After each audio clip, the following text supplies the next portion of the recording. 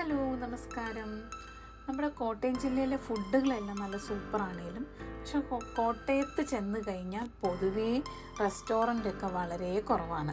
കോട്ടയത്ത് പൊതുവേ വെള്ളത്തിൻ്റെ ക്ഷാമം കൊണ്ടാണ് ഇത്ര റെസ്റ്റോറൻ്റൊക്കെ കുറവ് എന്നാണ് എനിക്ക് തോന്നുന്നത്.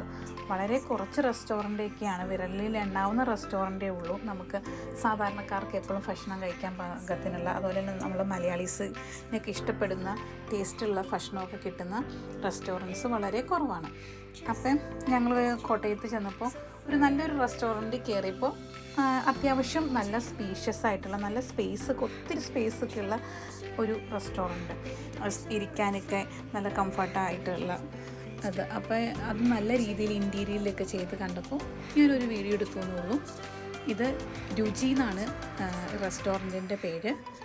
റസോയി ബ്രാൻഡിൻ്റെയാണ് ഈ രുചി ഹോട്ടൽ. അത്യാവശ്യം നല്ലൊരു ഇൻറ്റീരിയറിലൊക്കെ ചെയ്ത നല്ലൊരു അടിപൊളി റെസ്റ്റോറൻ്റാണ്. ഫുഡും നല്ല ഫുഡാണ്.